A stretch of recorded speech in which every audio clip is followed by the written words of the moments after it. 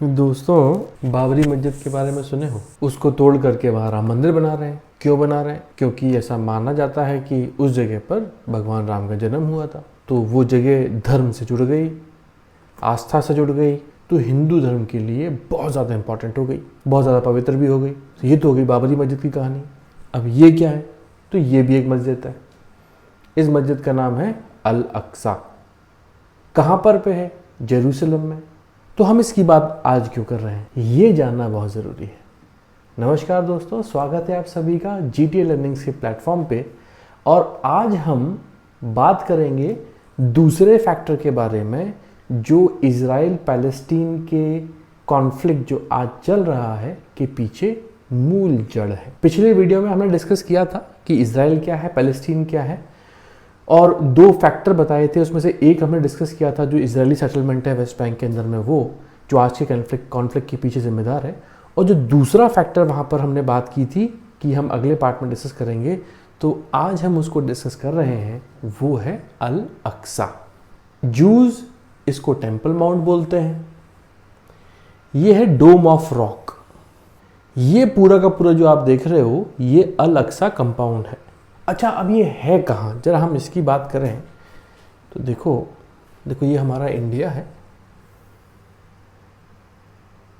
ये ग्लोब है। अगर इस इंडिया के वेस्ट में हम देखें, ये अरेबियन सी है। अरेबियन सी से हम गल्फ ऑफ अडन, ये रेड सी है, ये मेडिटेरियन सी है। अगर हम इस जगह पर जाते हैं तो इस मेडिटेरियन सी के किनारे एक देश स्थित है, दैट इज इज़राइल। ठीक है, ये सनी पेनिनसुला, ये रेड सी, ये इजिप्ट है, और ये मेडिटेरेनियन सी है। अब जरा हम बात करते हैं इस जगह की। तो दोस्तों देखो, ये जो आप बॉर्डर देख रहे हो, हमने पिछले वीडियो में बात की थी कि ये सीज फायर लाइन है, इसको ग्रीन सीज फायर लाइन बोलते हैं। ठीक, ये वेस्ट बैंक है, ये गाजा स्ट्रिप है पूरी की पूरी। अब ये जो एरिया है ये पूरा इजराइल का है। अब अल अक्सा किधर है? वो है जेरूसलम में। हम इसको और जूम करें, ये जेरूसलम का पार्ट है, ओल्ड सिटी, जिसके काफ़ी बड़े हिस्से के ऊपर पे इजराइल का कब्जा है। अल अक्सा सिचुएटेड है। तो ये तो क्या ज्योग्राफिकल लोकेशन की अल अक्सा कहाँ है। अब बात आती है कि ये हम इसकी बात क्यों कर रहे हैं और इजराइल पैलेस्टीन के बीच में ये विवाद का मुद्दा क्यों बना हुआ है। दोस्तों, ये अल अक्सा से 3 धर्म जुड़े हुए हैं। एक क्रिश्चियनिटी, दूसरा इस्लाम, और तीसरा जुडाइज्म। एक नाम है अब्राहम। ये जो 3 धर्म है, इनको अब्राहमिक रिलीजन बोला जाता है। ये क्यों बोला जाता है अब्राहमिक रिलीजन? की ऐसा माना जाता है कि अब्राहम को जो गॉड है, जो ईश्वर है, वो अब्राहम को संदेश देते थे और अब्राहम उस संदेश को लोगों तक पहुंचाते थे। और अब्राहम इन तीनों धर्मों से रिलेटेड है। अगर मैं क्रिश्चियनिटी की बात करूं तो डिवाइन फादर ऑफ क्रिश्चियनिटी बोला जाता है अब्राहम को। अगर मैं इस्लाम की बात करूं तो इस्लाम में जो एडम से लेकर के मोहम्मद तक जो 25 पैगंबर हुए हैं, 25 प्रॉफिट हुए हैं, उन 25 प्रॉफिट्स में से जो 6वें नंबर के पैगंबर थे वो अब्राहम थे। अगर मैं ज्यूज की बात करूं तो ऐसा माना जाता है कि he is a founding father of a divine relationship of Jews and God. तो अब्राहम इन तीनों धर्मों से रिलेटेड है, इस कारण से इन तीनों धर्मों को अब्राहमिक रिलीजन बोला जाता है। और जिन ईश्वर की ये लोग पूजा करते हैं, इबादत करते हैं, वो ईश्वर कौन है? वो अब्राहम का ईश्वर है, अब्राहम का गॉड है।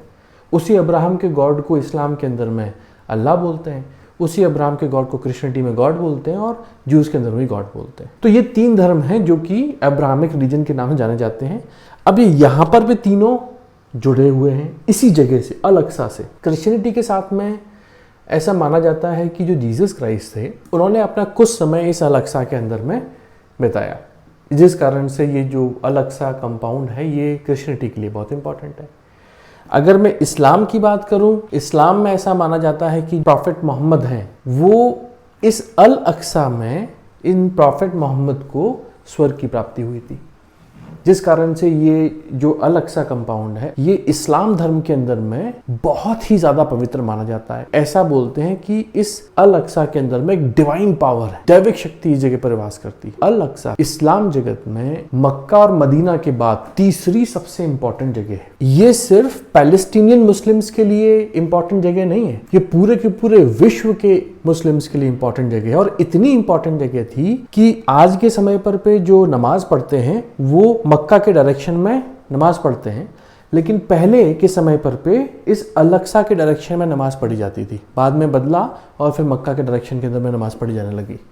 ये इतनी इंपॉर्टेंट जगह है इस्लाम धर्म के लिए, इस्लाम रिलीजन के लिए। अच्छा, अब जुडाइज्म के लिए क्यों इंपॉर्टेंट है? देखो, जो ये आपको दिख रहा है इसको ये जो डोम ऑफ द रॉक है इसको अल अक्सा बोलते हैं मुस्लिम्स, और जूइश इसको टेंपल माउंट बोलते हैं। उनका मानना ये है कि इस जगह पर पे, इस टेंपल माउंट पे हमारे एंशिएंट 2 टेंपल्स हुआ करते थे, 2 मंदिर हुआ करते थे। जो पहला मंदिर है वो लगभग 587 BCE में बेबीलोनियंस के थ्रू तोड़ दिया गया। जो दूसरा मंदिर है वो लगभग 70 CE में रोमन्स के थ्रू तोड़ दिया गया। और ये जो दूसरा मंदिर है, देखो हमने जो अभी यहाँ बात करी वेस्टर्न वॉल, ये जो पार्ट है पूरा का पूरा अल अक्सा कंपाउंड का, वो इस जगह पर पे एक दीवार है। इस दीवार को ऐसा माना जाता है कि ये दीवार इस जो सेकेंड एंशिएंट टेंपल है वो इसकी एक बची हुई दीवार है, वेस्टर्न वॉल, जिसकी जूस लोग पूजा करते हैं, वहीं पर भी जाके पूजा करते हैं। अब समझने की कोशिश कीजिए कि इजरायलीज वेस्टर्न वॉल पे आकर के पूजा करते हैं या आकर के पूजा नहीं करते। क्यों नहीं करते? वो इसलिए नहीं करते क्योंकि ये अल अक्सा इस्लाम धर्म के लिए इतनी ज़्यादा पवित्र जगह है कि ऐसा मानते हैं कि इस अल अक्सा के अंदर में एक डिवाइन पावर निवास करती है, और वो इतना पवित्र स्थान वो लोग मानते हैं जिसके कारण से वो नॉन मुस्लिम्स के लिए प्रोहिबिटेड है। अच्छा, दूसरा रीज़न ये है कि लगभग 600-700 साल तक ये पूरा का पूरा जो अल अक्सा है वो मुस्लिम रूलर्स के थ्रू गवर्न किया गया, और उन लोगों ने इस तरीके से गवर्नेंस सिस्टम बनाया कि नॉन मुस्लिम्स को विजिट करने के लिए प्रोहिबिट कर दिया। प्रेजेंट सिचुएशन के अंदर में भी जो जूइश लॉ है, उस जूइश लॉ के अंदर में भी प्रेयर इनसाइड ऑफ द अल अक्सा वो प्रोहिबिटेड है नॉन मुस्लिम्स के लिए। तो क्या करें? तो जो जूज हैं वो यहाँ पर पे इस वेस्टर्न वॉल पे आकर के अपनी प्रेयर को करते हैं। अब ये तो दोस्तों सब थ्योरी का पार्ट है। प्रैक्टिकल क्या है उसकी हम बात करते हैं, और जो आज की परेशानी की जड़ है हम उसकी बात करते हैं। देखो दोस्तों, अच्छा एक चीज़ और है कि ये पहला मंदिर, ये दूसरा मंदिर, तीसरा मंदिर और है। ऐसा मानते हैं कि ये जो डोम ऑफ द रॉक है, जूइश ये बोलते हैं कि इस जगह पर पे 3rd टेंपल बनना है। ऐसा हमारे मसीहा ने बोला है कि इस जगह पर पे तीसरा मंदिर बनना है। तो वो तो हम बनाएंगे। अब देखो दोस्तों, हमारे हिंदुस्तान के अंदर में बाबरी मस्जिद क्यों तोड़ी गई? क्योंकि ऐसा बोला गया, ऐसा माना गया कि उस जगह पर भगवान राम का जन्म हुआ था, और वहाँ पर एक पहले से ही राम मंदिर था। जब बाबर आए थे तो उन्होंने उस मंदिर को तोड़ दिया था और उस जगह पे मस्जिद बना ली थी। तो ओरिजिनली वहाँ मंदिर ही था, इसलिए वहाँ दोबारा से मंदिर बनना चाहिए, तो मंदिर बन गया। अब बाबरी मस्जिद पूरे विश्व के मुसलमानों के लिए इंपॉर्टेंट नहीं थी, वो हिंदुस्तान के मुसलमानों के लिए तो इंपॉर्टेंट थी, विश्व के मुसलमानों के लिए इंपॉर्टेंट नहीं थी। अब अगर मैं अल अक्सा की बात करूं तो अल अक्सा के साथ में सिचुएशन दूसरी है। ये पूरे के पूरे इस्लाम जगत के लिए ये जो स्थान है वो तीसरा सबसे पवित्र स्थान है, 3rd most important place in the Islamic religion. तो यहाँ पर सिर्फ पैलेस्टीनियन मुस्लिम्स के लिए नहीं है, ये अक्रॉस द ग्लोब पूरे के पूरे मुस्लिम जगत के लिए ये जगह बहुत इंपॉर्टेंट है। तो इस जगह पर अगर कुछ भी विवाद होता है तो पूरा का पूरा मुस्लिम जगत इस जगह से जुड़ा हुआ है, और वो पूरी इंटरनेशनल पॉलिटिक्स को प्रभावित करता है। दोस्तों, हमने अपने पिछले वीडियो में 6 डे वॉर के बारे में डिस्कस किया था। 1967 के अंदर में इजराइल है और अरब लीग के जो कंट्रीज थे उन सब ने मिलकर के लड़ाई लड़ी, 6 दिन तक चली, इजराइल जीत गया। इजराइल ने बहुत बड़े पार्ट पे कब्जा कर लिया। तो जो पार्ट कब्जा किया था वेस्ट बैंक का जेरूसलम और ओल्ड सिटी, जिसके अंदर में ये अल अक्सा का जो पूरा का पूरा रीजन है ये भी आता है। अब मुद्दा क्या है कि देखो दोस्तों, ये है प्रेयर हॉल, बहुत बड़ा कंपाउंड है और इसके अंदर में बहुत सारे लोग एक साथ मिलकर के प्रेयर कर सकते हैं। 67 के पहले क्या था कि साहब नॉन मुस्लिम्स इसके अंदर में अलाउ थे नहीं। जब पूरा का पूरा रीजन इजराइल के पास में आ गया तो इजराइल के ऊपर पे मुस्लिम पॉलिटिक्स का भी प्रेशर था, इंटरनेशनल प्रेशर था। तो इजराइल ने बोला कि चलो ठीक है, हम इस जगह पर पे स्टेटस को मेंटेन करते हैं। अब स्टेटस को क्या था एज अ थियोरी कि भाई non Muslim will not enter in the premises. So they said, okay, Jewish, they will not enter in the premises and they will not pray inside of it. So they started continuing the prayer there at the western wall. यहाँ पर पे करने लग गए। अब लेकिन धीरे धीरे हुआ क्या कि जब कंट्रोल ही इजराइल का है एंट्री और एग्जिट के ऊपर पे, दरवाजे पे इजराइल की पुलिस खड़ी है बंदूक लेकर के और देख रही है कौन अंदर जाएगा। अच्छा, लॉ क्या बोलता है कि नॉन मुस्लिम अंदर नहीं जाएगा, मतलब जूज अंदर नहीं आ सकते। और इसको देख कौन रहा है? जूज खुद देख रहा है। तो वो कह रहा है कि भैया देखो ऐसा है कि ना, हम किराएदार नहीं हैं, हम मकान मालिक हैं और ये हमारा मकान है, हमारा कब्जा है इसके ऊपर पे। तो 1967 के बाद जो चैप्टर स्टार्ट हुए, हमने इंतफादा के बारे में बात की थी, जो अपराइजिंग थी। फर्स्ट इंतफादा हुआ, सेकंड इंतफादा हुआ। सेकंड इंतफादा 2000 ईयर के आसपास में जो अपोजिशन लीडर थे इजराइल के, वो इस अल-अक्सा कंपाउंड के अंदर विजिट किए तो मूवमेंट ट्रिगर हुआ, जिसको कि इजरायली फोर्सेस ने कंट्रोल करने की कोशिश की। उसके पीछे कारण क्या थे कि धीरे धीरे 1967 के बाद में इजरायलीज ने इस पूरे के पूरे कंपाउंड के अंदर में अपना कंट्रोल टाइट करना स्टार्ट कर दिया था कि भाई देखो ऐसा है कि हम भी अब प्रेयर करेंगे। तो लोग ने बोला भाई तुम तो प्रोहिबिटेड हो, तुम्हारा जूइश लॉ तुमको प्रोहिबिट करता है कि तुम अंदर नहीं जा सकते। बोला नहीं, हम तो जाएंगे, देखते हैं कौन रोकता है हमको। सिक्योरिटी फोर्सेस तो अलग सा कंपाउंड को कंट्रोल करती ही थी। जो एंट्री एग्जिट का जो सिस्टम है वो उन सिक्योरिटी फोर्सेस ने कंट्रोल करना इस तरीके से स्टार्ट कर दिया कि वो एज ग्रुप को बाहर करने लग गए कि भाई 50 साल से कम उम्र के लोग इस कंपाउंड के अंदर में नहीं जाएंगे। एंट्री कंट्रोल कर रहे हैं कि कौन एंट्री करेगा, कौन एंट्री नहीं करेगा, कब नहीं करेगा। इस तरीके से वो अपने इस कंट्रोल मैकेनिज्म को बदलते रहते हैं, चेंज करते रहते हैं। अब ये जो सिचुएशन है और ज़्यादा क्यों फ्लेयर अप हुई? इजराइल एक नेशनलिज्म के कॉन्सेप्ट को मानने वाला कंट्री है। Country first, religion Judaism, Jewish हैं, वो अपने देश के लिए कुछ भी करने वाला जो काम है उसको वो मानते हैं। अल्ट्रा नेशनलिज्म के कॉन्सेप्ट को वो फॉलो करते हैं। जिस रीजन में इजराइल है आसपास में इस्लामिक कंट्रीज हैं। जिस जगह पर पे जूइश की आस्था जुड़ी हुई है, that is the temple mount, उसी जगह से जुड़ी हुई आस्था है मुस्लिम्स की भी। तो एक कॉन्फ्लिक्ट है जूइश और मुस्लिम्स के बीच में। कॉन्फ्लिक्ट क्या है भाई? देखो, पैलेस्टीनियंस को तो वैसे भी बहुत कम जगह मिली है रहने के लिए, और अगर हम इंटरनेशनल कम्युनिटी के अंदर में पैलेस्टीनियन राइट्स की हम बात करें तो यूनाइटेड नेशंस भी बार बार रेजोल्यूशन पास करता रहा है। यूनाइटेड नेशन सिक्योरिटी काउंसिल बार बार बोलती रही है कि इजरायली सेटलमेंट्स हैं उनको आप हटाओ। बहुत बार छोटी छोटी बड़ी बड़ी झड़पें होती रही हैं, आर्म कॉन्फ्लिक्ट हुए हैं दोनों के बीच में। तो यहाँ पर भी जो इजराइल है वो अपने कंट्रोल को इस्टेब्लिश करना चाहता है। अब देखो यहाँ पर कुछ डेट्स हैं, हम जरा इन डेट्स को देखें। रमादान अगर मैं 2023 की बात करूँ तो 22 मार्च से 21 अप्रैल तक। दूसरा पासओवर ये 5 अप्रैल से 13 अप्रैल तक। और फिर ईस्टर ये 2 अप्रैल से 9 अप्रैल तक। अब देखिए, ये है इस्लाम, ये है जुडाइज्म, ये है क्रिश्चियनिटी।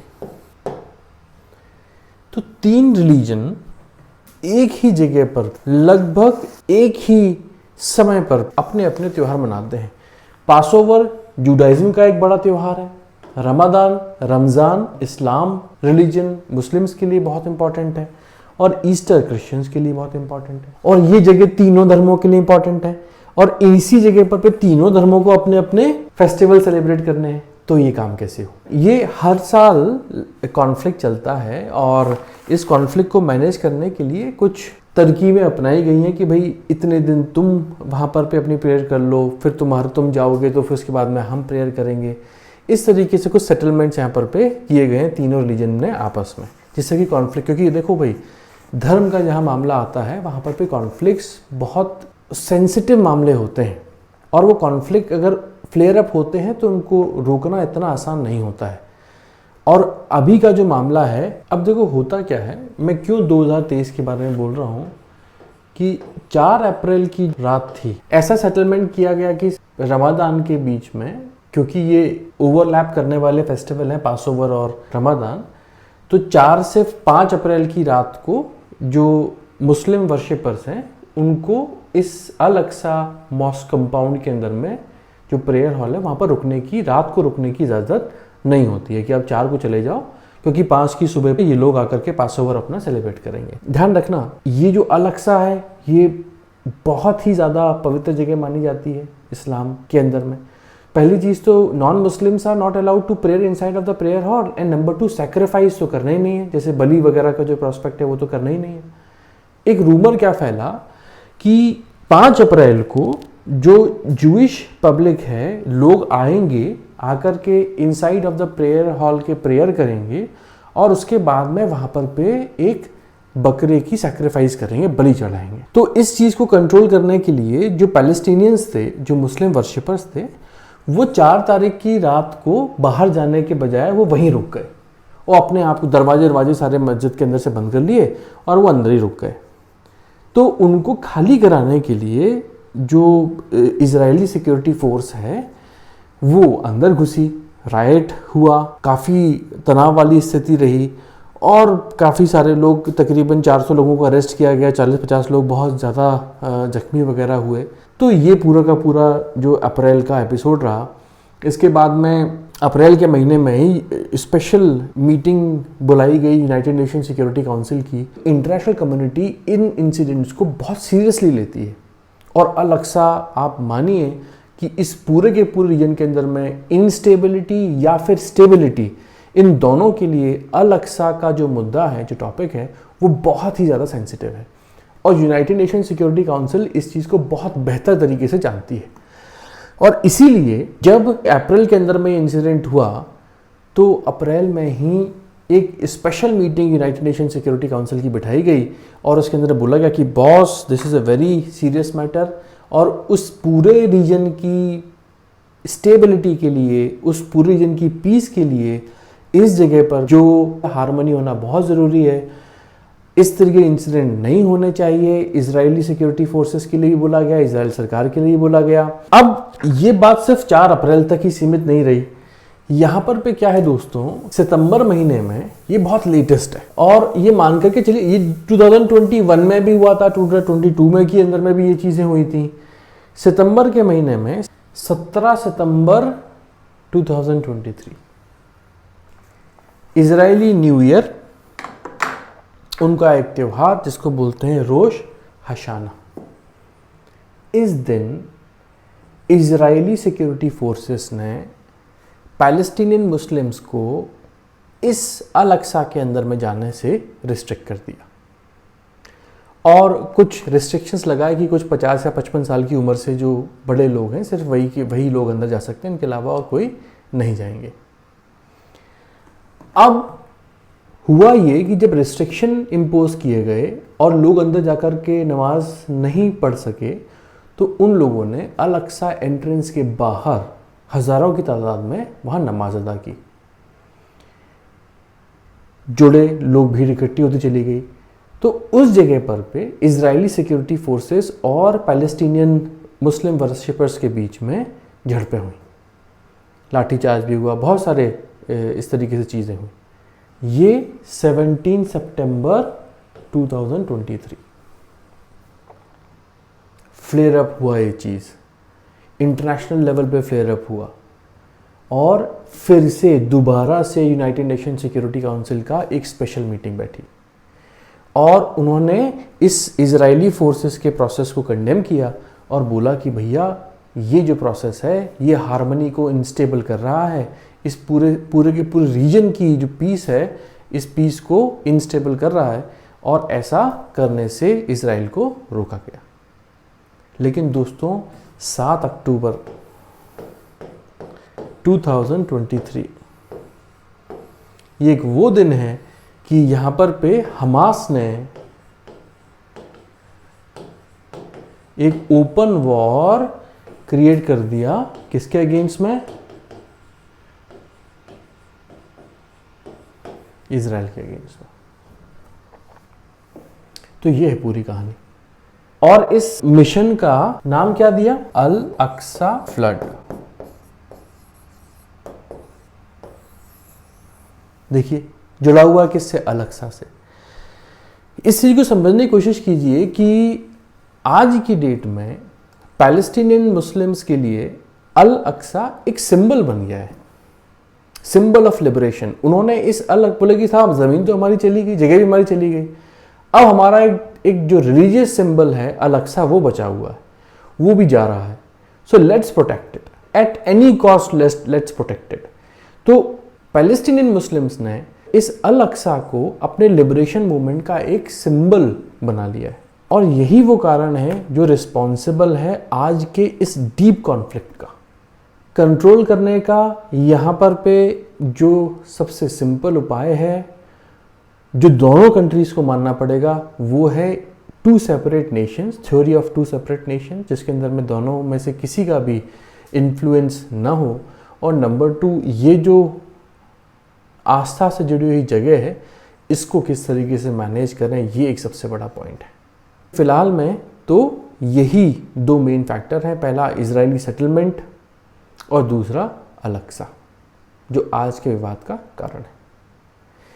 इसके नोट्स डिस्क्रिप्शन लिंक के अंदर में दिए हुए हैं। इसके ऊपर पे क्वेश्चन किस तरीके से, डिस्क्रिप्टिव क्वेश्चन किस तरीके से पूछे जा सकते हैं, ऑब्जेक्टिव क्वेश्चन किस तरीके से पूछे जा सकते हैं, वो भी आपको डिस्क्रिप्शन लिंक के अंदर में दे दी जाएंगे।